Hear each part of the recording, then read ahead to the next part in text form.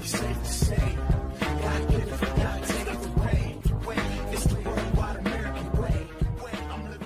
What's going on, team? Proof here, and today I'm coming at you with the one and only recruit report for set 14, and that's because spikes weren't one of the clans being supported officially in the set, but since they chose to release the Zeroth dragon for us in the set, that means spikes by proxy get support as well. And the card I'm going to be showing today is a card, of course, I'm sure everybody's heard about, which is Zeroth Dragon of the End of the World Dust. And his ability is Ultimate Stride, so you need to have 3 or more cards in your G zone face up, and you need to choose a card in your hand with the same name as your Vanguard and discard it for the Ultimate Stride cost. And the ability is Counterblast 2, which is the same across all the Zeroth dragons. When this unit is placed on Vanguard Circle, you may pay the cost.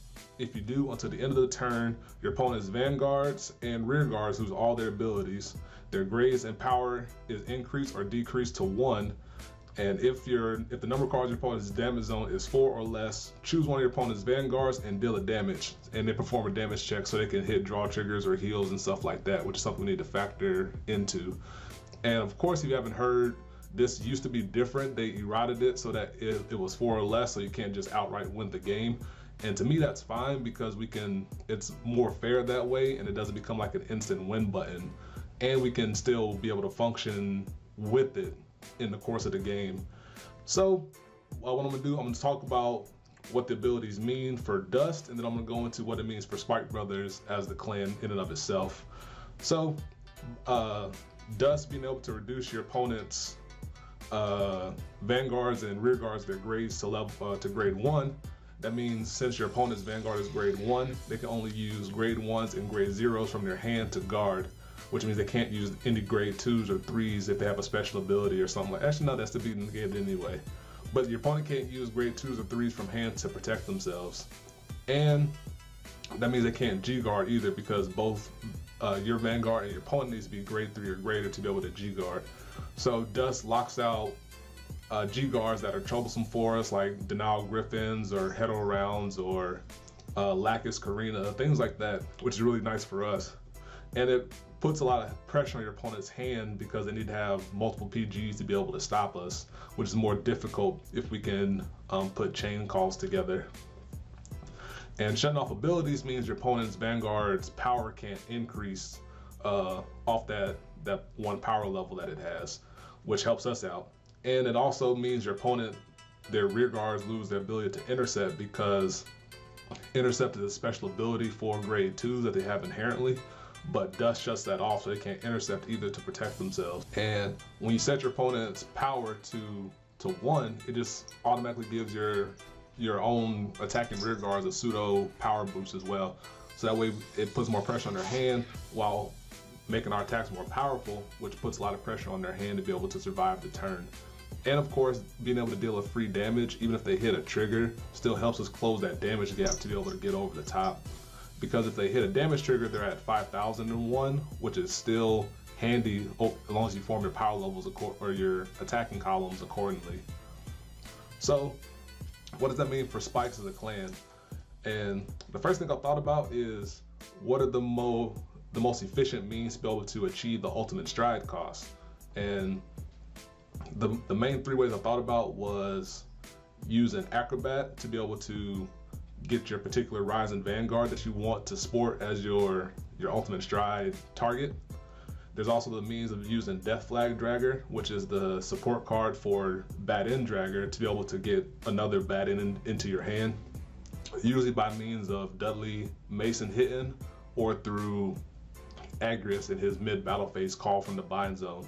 And the third way I thought about was for the Legion. However, that one isn't the best example in my opinion, because when you go for your Legion turn, you're using up all your main fodder targets, which are your grade 2s, and you're trying to win the game that turn, as opposed to trying to prolong the game for Dust to be able to be a viable option. So in my opinion, I will either focus on Acrobat getting out a Rising Vanguard, or for Bad End if you go that route. However, from my testing, it's proved most useful to be able to focus on Rising Nova as your Vanguard. because Great Star, if you have a Great Star on your Vanguard, to be able to start the calls, you need to have another means to put something else into charge, which is harder to do with Great Star because he doesn't have a stride ability. He just has when you call to rear guard.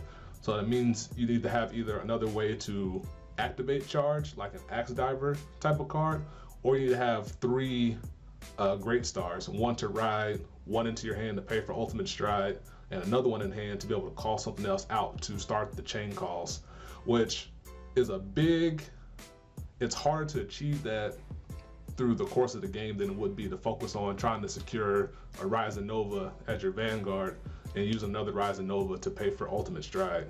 So I would put that onus on Rising Nova as opposed to Great Star in the context of forming your deck around playing Dust. And the next thing I thought about is how to get the most out of your turn when you go into a Dust turn, if you choose to go that route. So Dust, or before that, spikes are a little bit hampered if you think of the entire makeup of Dark Zone when it comes to getting multiple attacks off, because we're very counterblast heavy, and our keyword charge is more restrictive than the other keyword abilities in Dark Zone, because charge you need to activate it by calling through an effect or an ability, and that's harder to do presuming you're not on Rising Nova, because you need to be able to use other resources out of your hand to activate charge, like an Axe Diver or something like that, like I mentioned before, or a Great Star.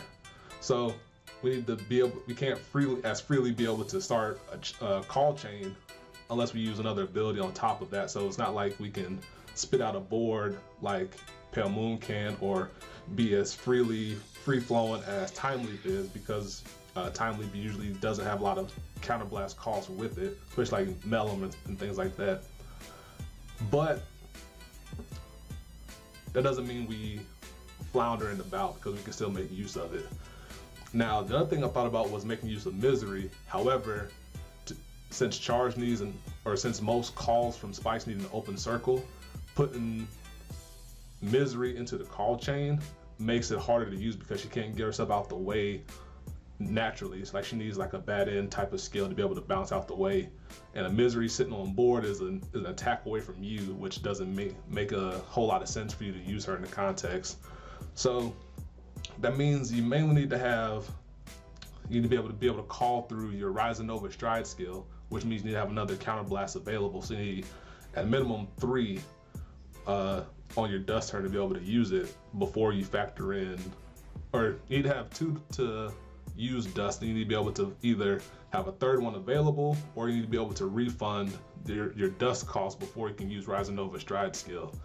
And then from there, you need to be able, the best means to be able to activate charge come through Rising Nova stride skill, or through a Great Star, using a Laser Blackguard, Fate Bomber, Eliza, just using your card abilities to be able to get chain calls going to make the most out of being able to use Dust on that turn.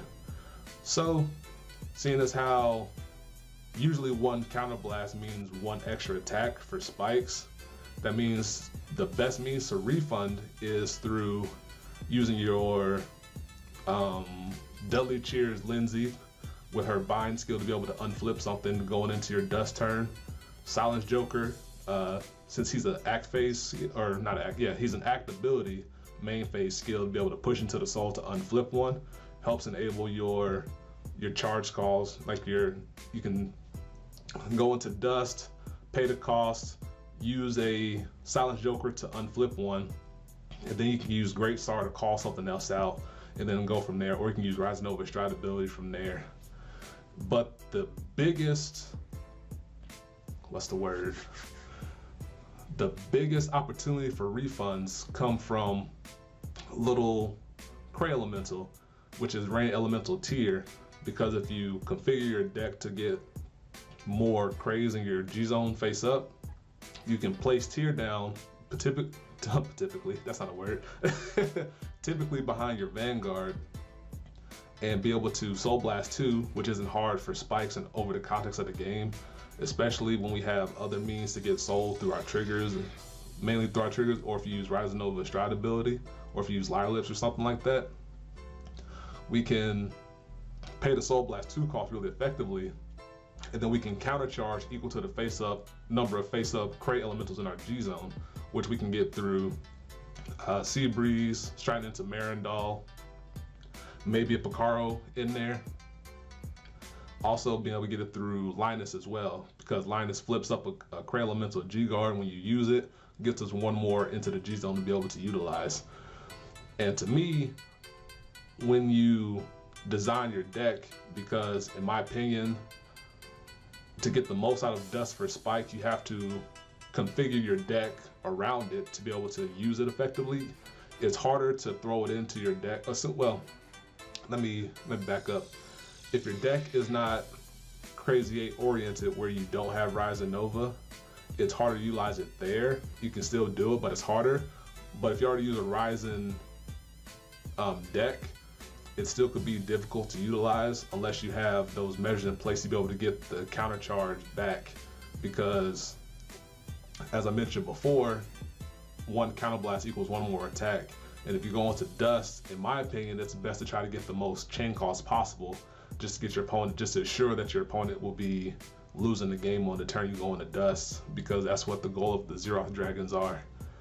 So, to me, I think it's best to tailor your deck around Dust, which means using a lot of rain elemental tiers to make sure that it's in your hand to be able to get the cost back from striding into Dust, which is what I've been testing, and that's what I'm going to be showcasing to you later in a future video.